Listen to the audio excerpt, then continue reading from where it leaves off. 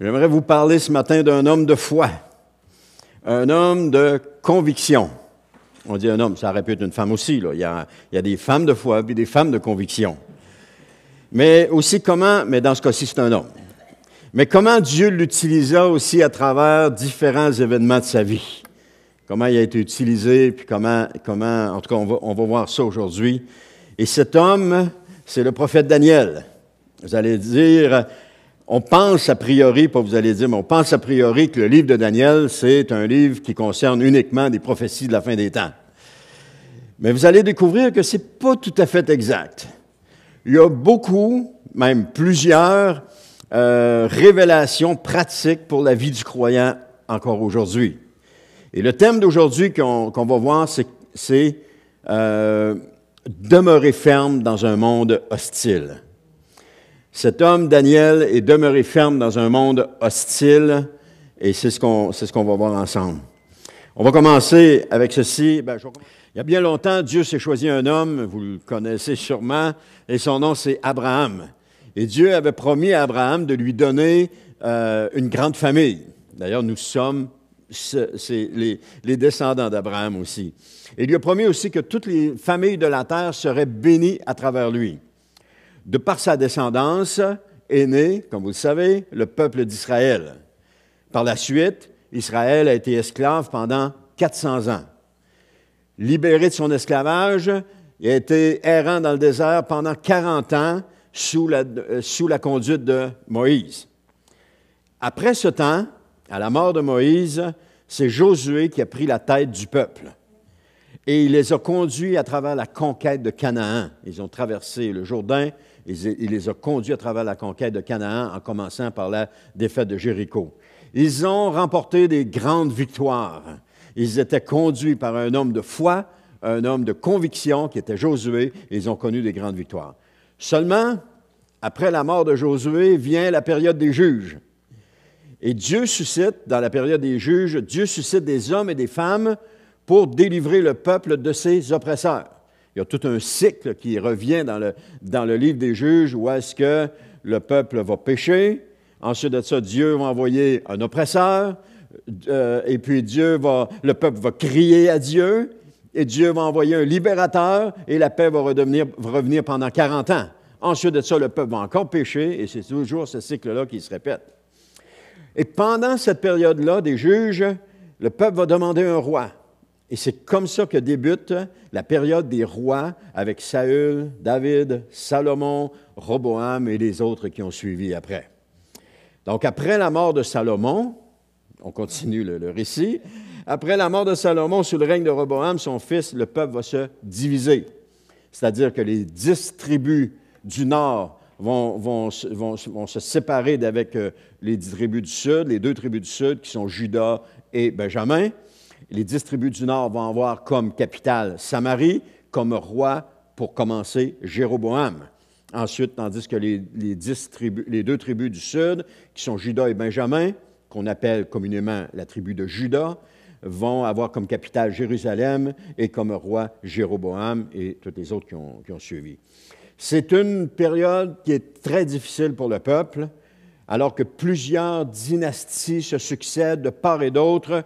Le peuple est toujours tourné vers l'idolâtrie. Alors que c'est ça. Donc, le royaume du Nord se détourne de Dieu pour adorer uniquement des idoles.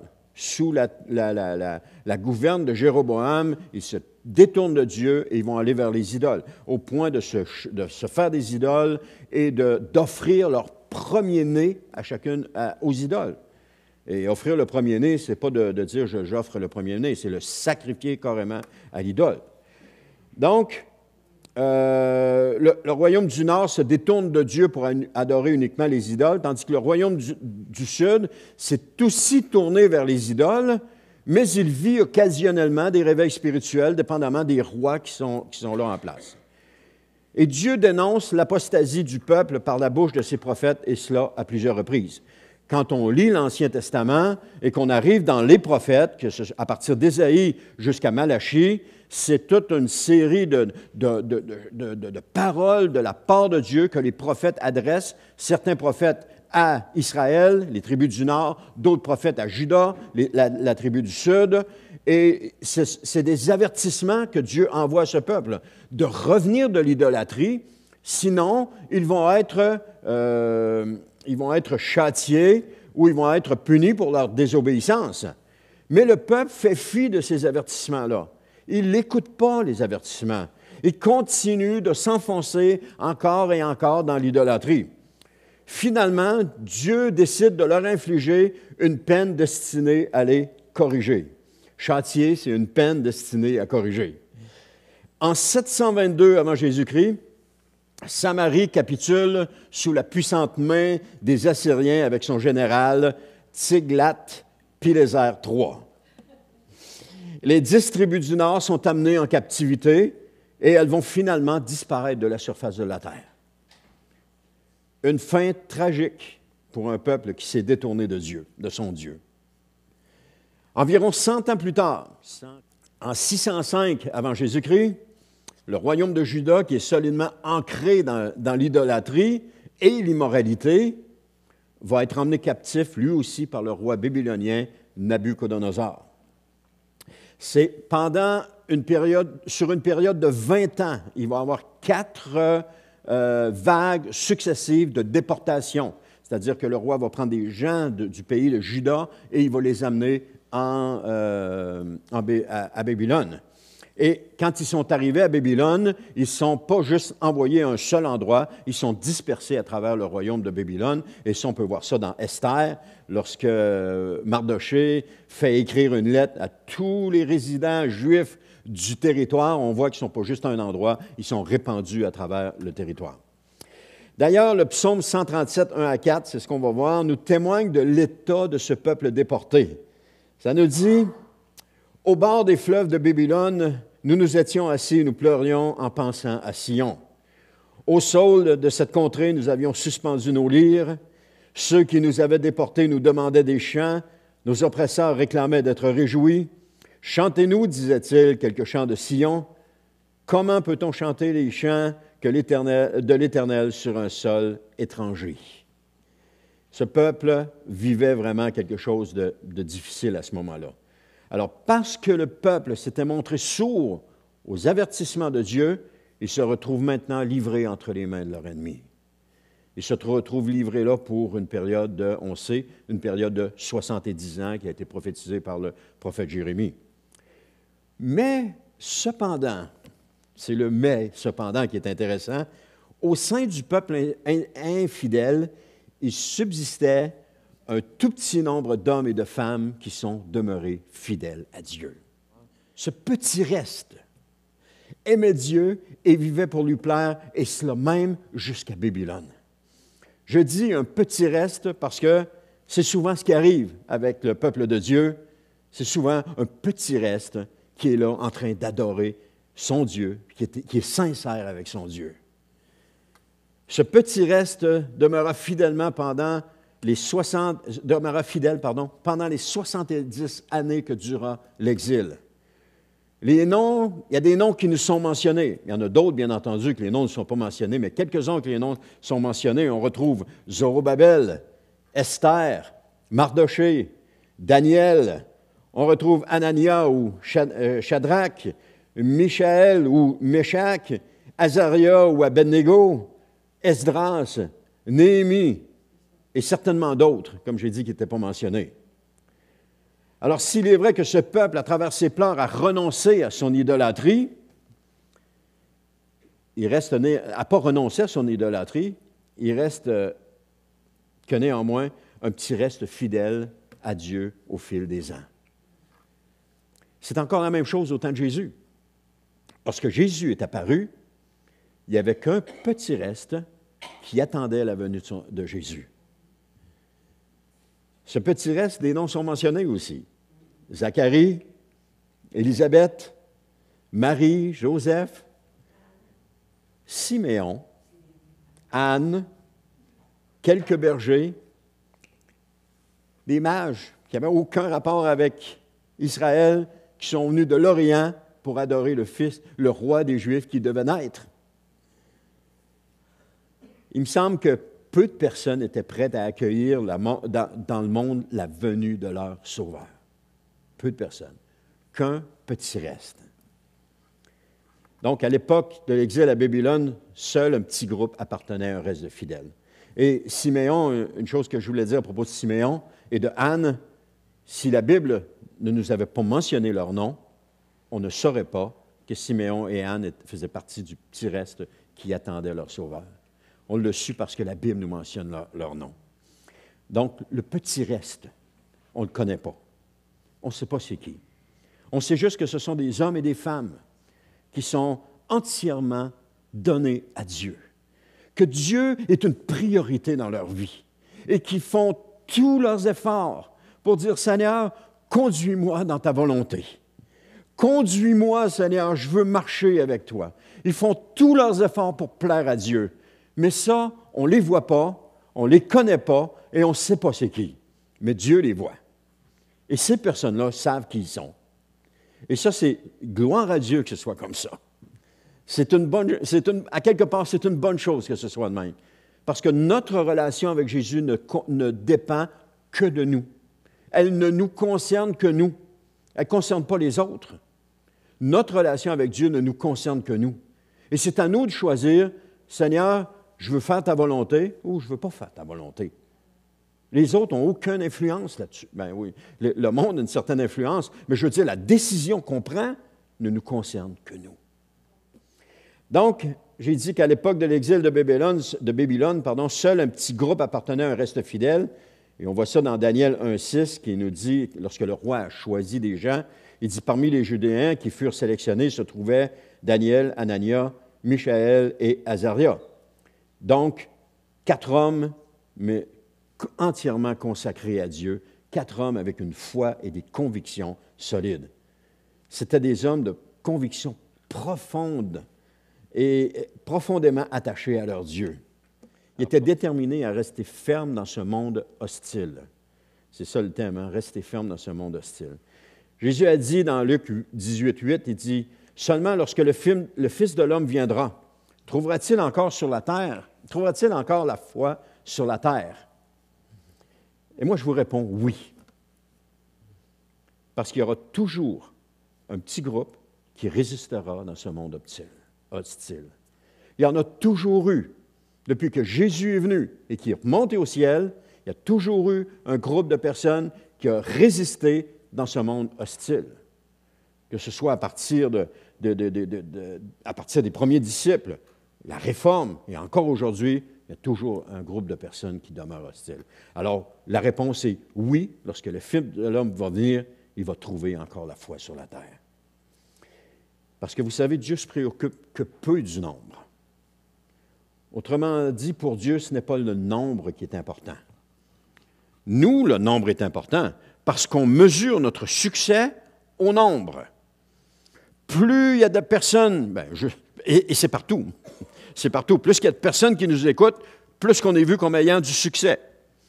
Que ce soit une église, si tu as une église de 5000 personnes, oh, tu es vu comme quelqu'un qui a du succès, qui a réussi. Si tu as une chaîne YouTube et qu'il y a 10 000 personnes qui te suivent, tu es vu comme étant quelqu'un qui a du succès. Mais Dieu, ce n'est pas ça qu'il voit. Dieu, ce qu'il voit, c'est notre cœur. Comment notre cœur est tourné vers lui. Comment notre cœur est entièrement dédié à lui. Donc, Dieu a peu à faire avec le nombre. Ce n'est pas le nombre qui est important. Parce que ce qui compte, ce sont ceux qui ont un cœur entièrement dévoué à Dieu. C'est ça qui compte pour lui. Cependant, Dieu ne restera jamais sans témoins dans ce monde déchu. Il va toujours avoir des témoins qui vont être là. Parce que malgré les heures sombres que les croyants ont connues, il y a toujours eu des hommes et des femmes fidèles au Seigneur. L'histoire nous rapporte cela. On le voit dans les évangiles, mais on le voit aussi dans l'histoire, dans la Réforme. On voit comment des chrétiens ont été persécutés, mais ils sont restés fidèles au Seigneur. La seule Marie Durand, qui a été enfermée pendant tout près de 40 ans, qui a résisté à ce monde hostile enlevée par l'armée le jour de son mariage, alors qu'elle est à l'autel, qu'elle s'apprête à dire oui à l'homme qu'elle aime. Elle est enlevée puis amenée captive et emprisonnée pour plus de 40 ans. Wow, ça prenait de la foi. C'était une femme de foi. Combien d'autres? Combien d'autres? Il y en a eu d'autres. Il y a des gens qui ont sacrifié leur vie à cause de cela. Parce que la vraie foi a toujours existé dans le monde sans jamais être vue par la majorité. La vraie foi, elle n'est pas vue par la majorité. Des Siméon et des Anne, il y en a encore aujourd'hui. Des gens, des hommes et des femmes qui attendent le retour du Seigneur, qui sont entièrement dédiés au Seigneur, qui sont entièrement consacrés au Seigneur, qui, pour eux, Jésus est plus important que tout ce que le monde a à offrir. Ce petit reste, ce sont des hommes et des femmes qui attendent le retour du Seigneur. Ce sont des hommes et des femmes qui obéissent, modus vivendi.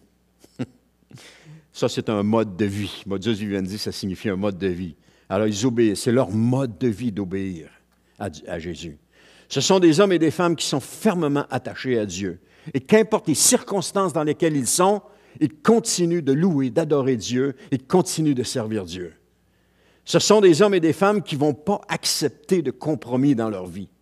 Ils vont vivre sans jamais accepter de compromis. Ce sont des hommes et des femmes qui vont tenir ferme dans ce monde hostile. Il y a toujours eu des hommes et des femmes de foi qui se sont tenus devant Dieu dans les moments les plus sombres de l'existence humaine. Toujours. Alors que le peuple d'Israël sombrait dans l'idolâtrie, un groupe de personnes restait fidèle au Seigneur. Un roi, 19-18, vous allez le reconnaître sûrement, qui dit, c'est Dieu qui parle, il dit « Toutefois, j'épargnerai en Israël les 7000 hommes qui ne se sont jamais agenouillés devant Baal et qui ne l'ont jamais baisé de leurs lèvres. » 7000 hommes.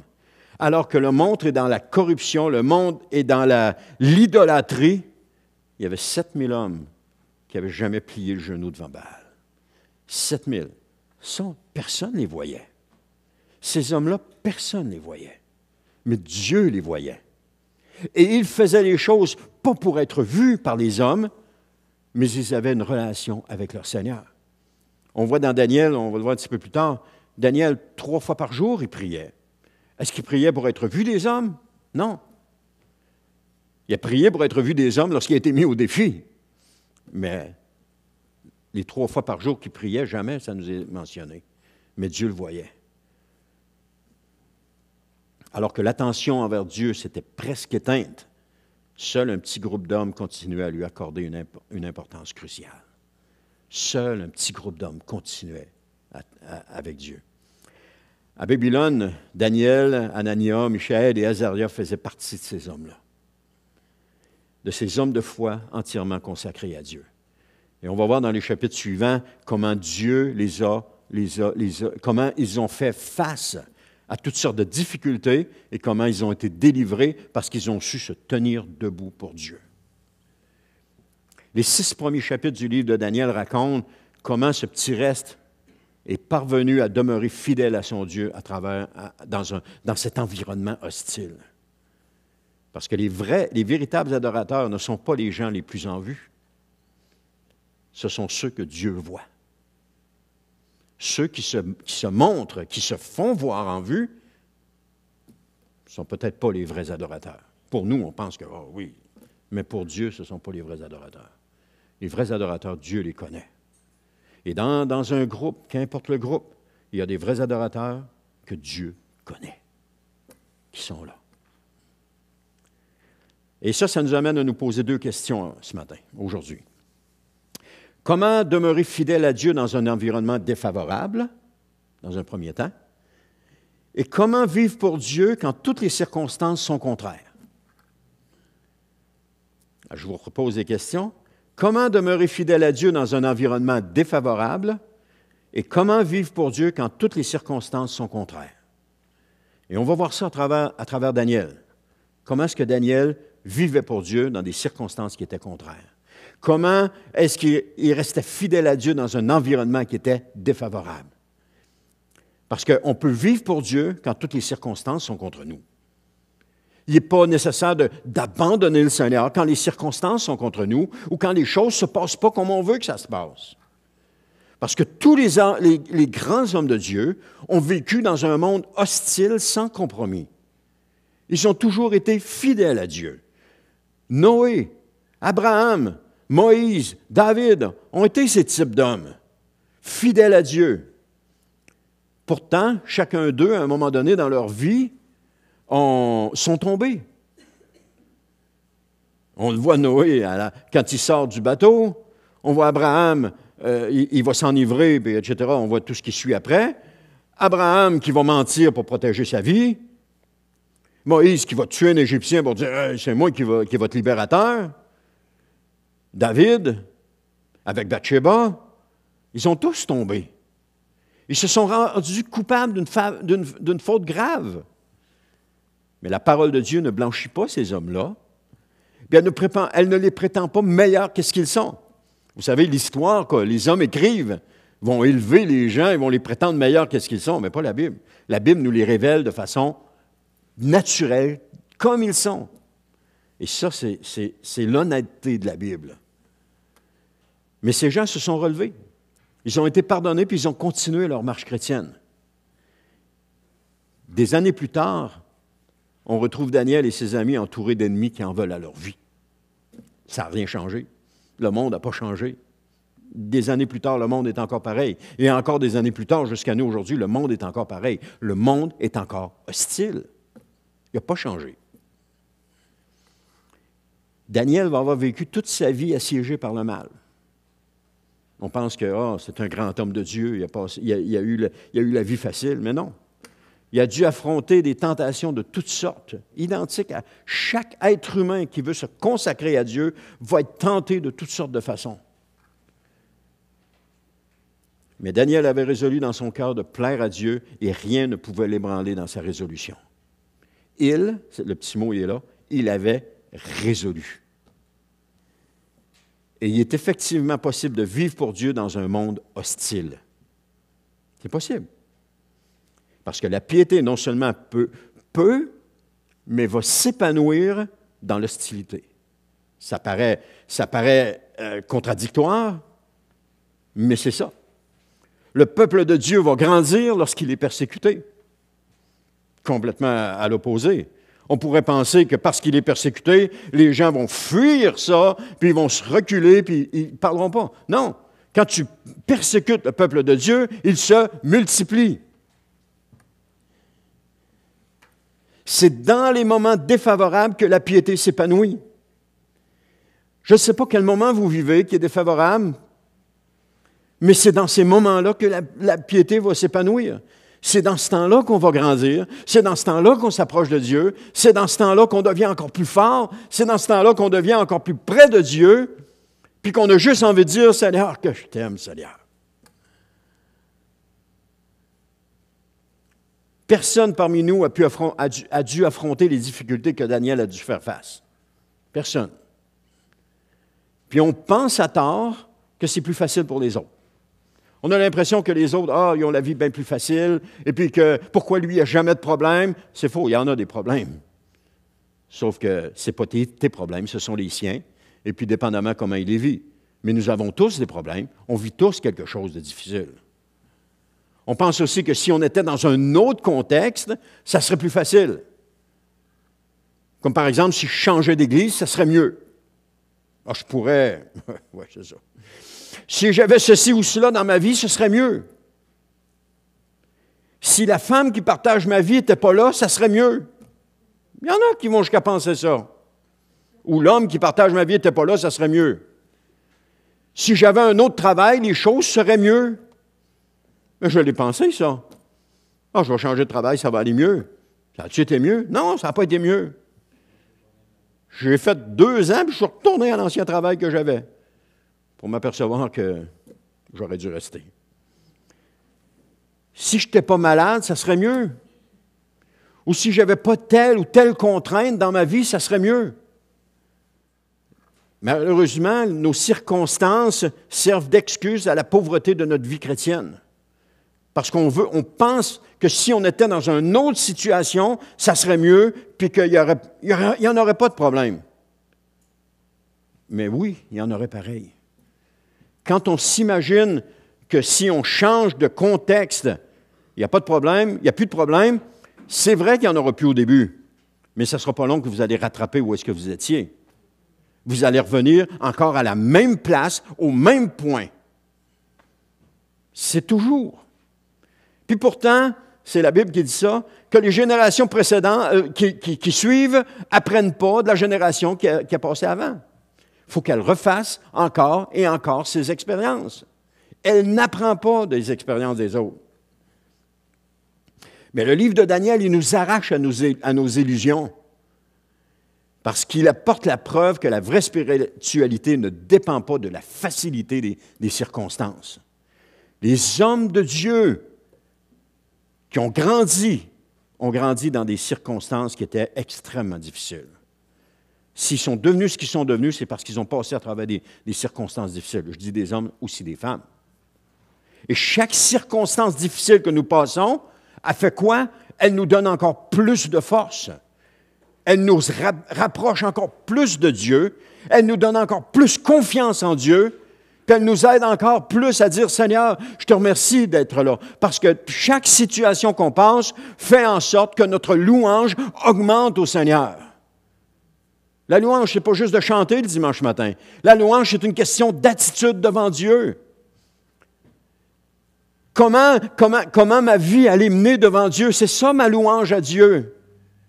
Chanter, c'est bien, c'est correct. On chante, on adore le Seigneur. Mais ma louange, c'est comment ma vie est menée devant Dieu. Et si je fais de Dieu ma priorité et puis que je lui laisse toute la place, ma louange est agréable à Dieu.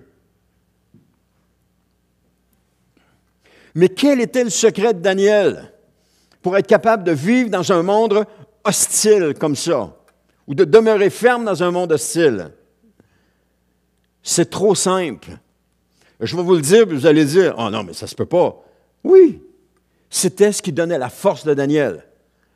Deux choses. La première, il priait. Qu'est-ce qu'il a fait avant d'interpréter le rêve de Nabuchodonosor? Il a prié. On voit ça dans Daniel 2, 17 à 19.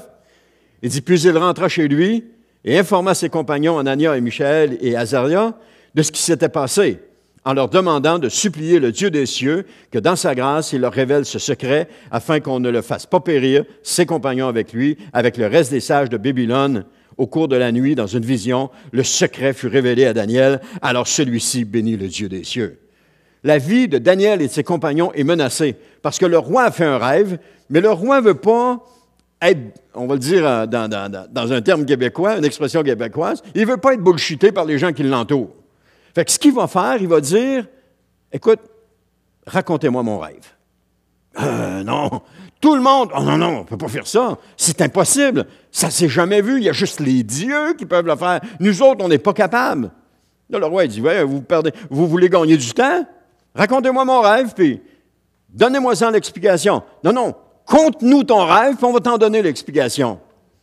Et là, le roi s'est fâché, puis par décret, il a dit que si il n'y avait personne qui le donnerait, il tuerait tout le monde. Alors, la vie de Daniel est menacée.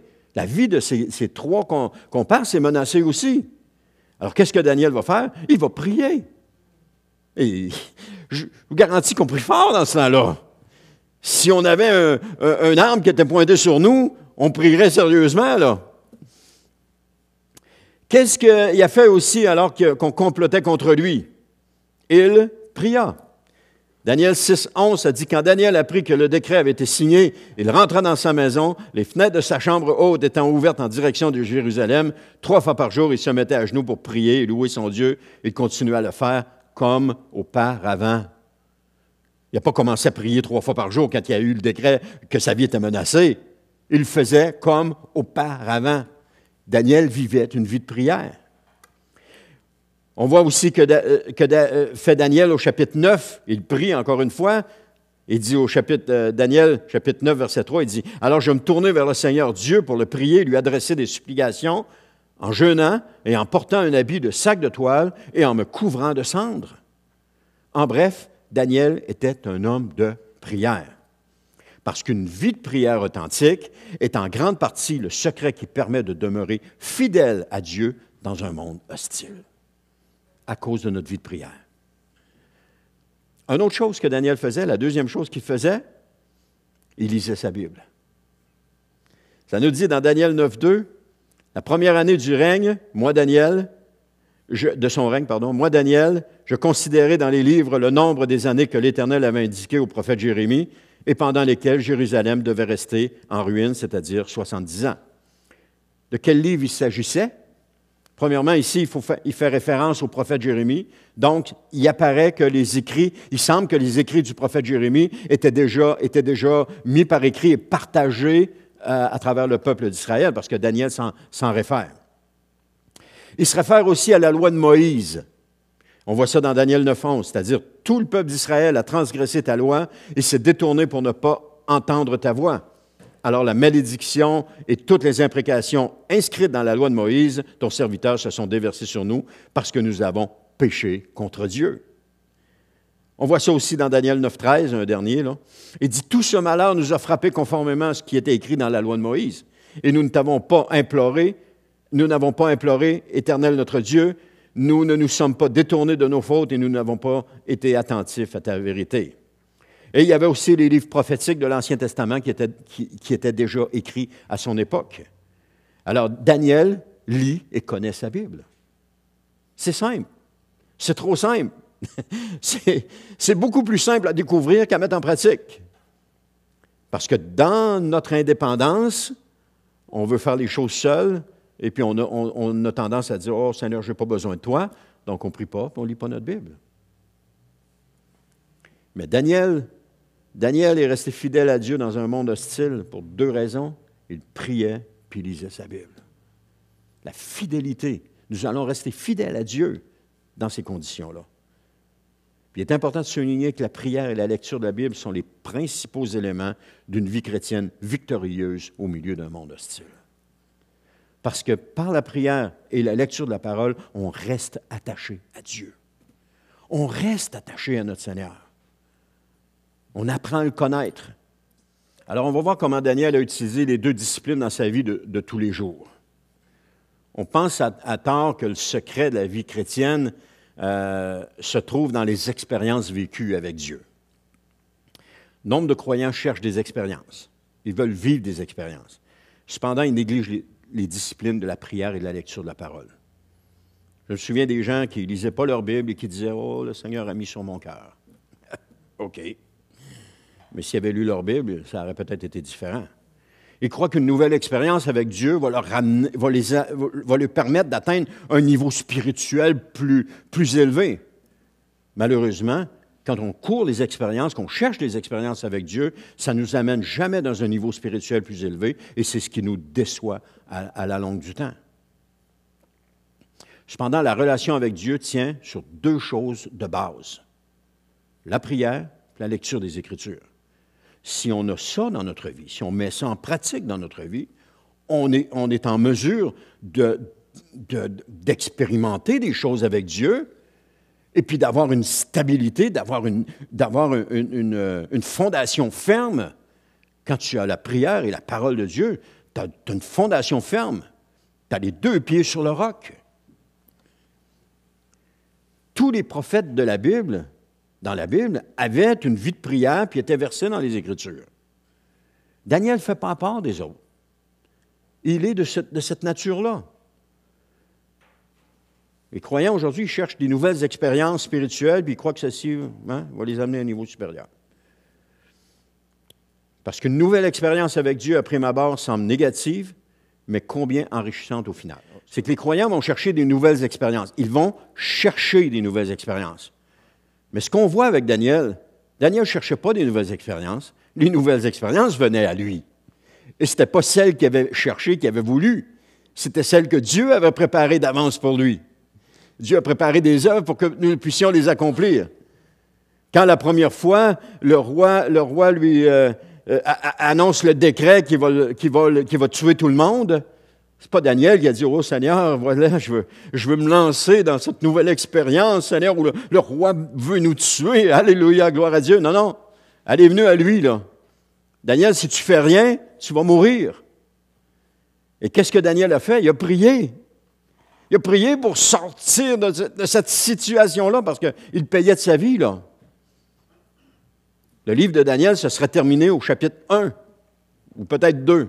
Il n'aurait pas été plus loin que ça. Mais Daniel a prié et Dieu lui a donné la réponse. Et qu'est-ce qu'il a fait quand Dieu lui a donné la réponse? Il s'est mis à louer Dieu. Vous regarderez dans le chapitre 2, il loue le Seigneur lorsqu'il a sa réponse. Imaginez, lorsque nous vivons une situation complexe et qu'on arrête de lutter dans cette situation-là, qu'on se tourne vers le Seigneur et que le Seigneur nous donne une réponse, comment est-ce qu'on est? Wow! Alléluia! On est tous contents. On loue le Seigneur parce qu'il nous a donné une réponse. Mais tant il y a aussi longtemps qu'on lutte de nos propres forces, il ne se passe rien. Il faut se tourner vers le Seigneur.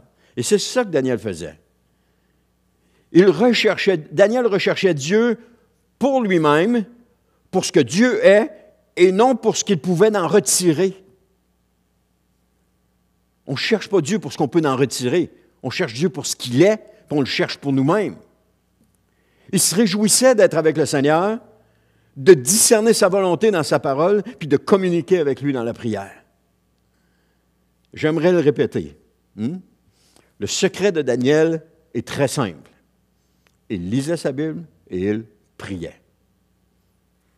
Il mettait du temps à part pour être avec Dieu. Les premiers martyrs et les chrétiens persécutés à l'époque de la Réforme et leurs descendants possédaient le même secret. Parce que dans un monde hostile, on ne peut pas vivre sans la prière, sans la lecture de la parole de Dieu. Ça a été le secret de ceux qui se sont tenus debout dans un monde hostile pour Dieu dans chaque période de l'humanité, à partir du moment où Jésus est monté au ciel, même à partir du moment où Jésus est né, parce que la vie de Jésus était remplie d'un moment de prière et de la parole de Dieu. Et tous ces gens agissaient avec courage. Daniel 11, 32, ça nous dit, le peuple de ceux qui connaissent leur Dieu agira avec courage. Le peuple qui connaît son Dieu agit avec courage. Il s'avance dans les expériences que Dieu place devant lui avec courage. Peut-être pas sans crainte, peut-être pas sans peur, mais il connaît son Dieu. Il sait que chaque chose que Dieu lui amène va lui permettre de faire un pas de plus dans la foi et de grandir dans sa relation avec Dieu et de grandir dans sa connaissance de Dieu. Il va devenir encore plus mature d'une expérience à l'autre qu'il va vivre. Malheureusement, je parle pour mon cas, lorsque Dieu mettait des expériences devant moi, « Oh non, je ne veux pas ça, j'avais peur, je ne voulais pas vivre ça. » Puis là, j'essayais par tous les moyens de m'en sortir. Tous les moyens étaient bons pour essayer de me sortir de ça. Mais à un moment donné, il a fallu que j'arrête ça, puis que je me tourne vers le Seigneur et dire, « OK, Seigneur, Amen. » Dire comme Job a dit, « J'ai fait plier ma volonté sous la sienne. » Accepter de faire plier notre volonté sous la sienne. Qu'est-ce que tu veux pour moi là-dedans, Seigneur? Qu'est-ce que tu as pour moi là-dedans, Seigneur? Qu'est-ce que tu désires pour moi? Non pas ce que je veux, Seigneur. Je l'ai dit souvent, Seigneur. Seigneur, non pas ce que je veux, mais ta volonté, Seigneur. Je l'ai crié souvent. Parce que je voulais ma volonté. Ma volonté, c'était me sortir de là, puis pas rester là. Mais c'était plus... Qu'est-ce que tu veux? Pas ma volonté, mais ta volonté. Le jour où mon père est décédé, ça me revient à l'esprit, le jour où mon père est décédé, écoute, je me suis couché le soir, j'étais pris par la peur, c'était énorme. Et le lendemain matin, en prenant ma Bible et en lisant, le Seigneur dit, « Ne crains rien, car je suis avec toi. » Ça l'a fait. Pouf! Toute cette crainte-là est partie, parce que Dieu était là en me disant, « Crains pas, je suis avec toi. » C'est incroyable, toutes les choses que le Seigneur a pu dire, a pu me dire dans différentes circonstances. Parce que Dieu, c'est comme ça qu'il parle. C'est comme ça qu'il agit. Il nous présente les situations, mais lorsqu'il nous les présente, il faut les épouser. Il faut les embrasser. Il faut avancer dedans avec courage et pas essayer de les fuir. Trop souvent, on essaie de fuir. Et vous écouterez, la plupart des prières, c'est « Seigneur, sors-moi de là. Sors-moi de là. Veux-tu prier pour moi que le Seigneur me sorte de là? » Au lieu de juste se tourner et dire « Seigneur, qu'est-ce que tu t'attends de moi là-dedans? Qu'est-ce que tu désires pour moi? Qu'est-ce que tu veux pour moi? » Et là, le Seigneur, il ouvre le chemin en avant de nous. Est-ce que ça va être facile? Non. Mais avec courage, on avance. Un pas après l'autre, on avance et on avance. Avec courage. Daniel aussi, comme Daniel, ces anciens croyants et nous aussi, on appartient à deux mondes. Il y a le monde terrestre, puis il y a le monde spirituel. Il y a le royaume de ce monde, puis le royaume des cieux. Hein? Et comme Daniel, les premiers martyrs chrétiens, puis les chrétiens persécutés, ont vu le royaume des cieux intervenir dans ce monde.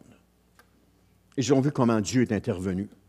Parfois pour les libérer, parfois pour les encourager, parfois pour les fortifier, parfois pour les soutenir, mais ils ont vu le royaume des cieux intervenir. Ils sont devenus des amis de Dieu et ils furent bien-aimés dans le ciel. Pourquoi est-ce qu'ils ont été bien-aimés dans le ciel? Est-ce que c'est à cause des exploits qu'ils ont accomplis? Non, ils sont devenus les bien-aimés de Dieu à cause de leur fidélité, de leur obéissance au Seigneur Jésus.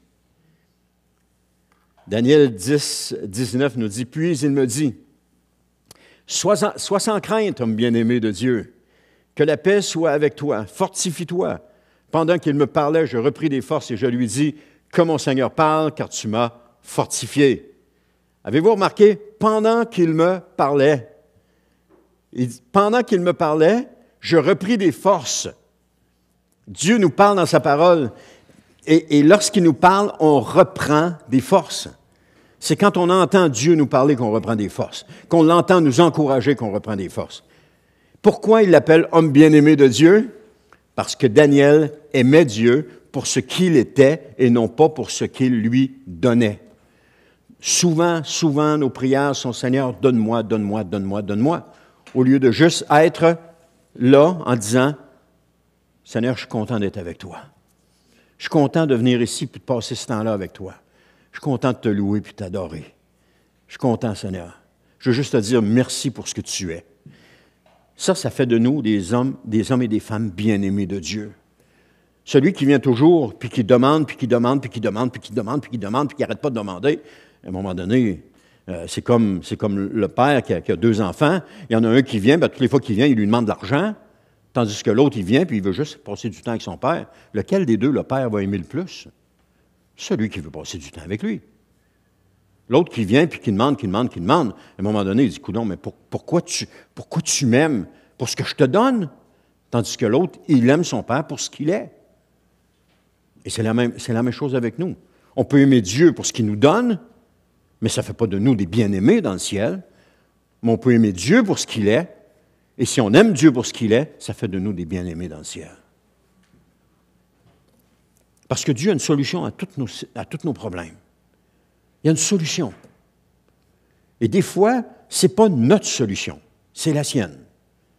Et ça, c'est dur à accepter parce que nous, on a un but. On a une vision, on a un désir. Mais des fois, Dieu a un autre but, une autre vision, un autre désir. Et si on n'a pas cette relation avec Dieu-là, comment est-ce qu'on peut connaître le but, la vision et le désir de Dieu pour nous? On reste avec notre but, notre désir, notre vision. Et on s'en va avec ça. On passe à côté de ce que Dieu a pour nous. Parce que ce que Dieu a pour nous, c'est ce qu'il y a de meilleur.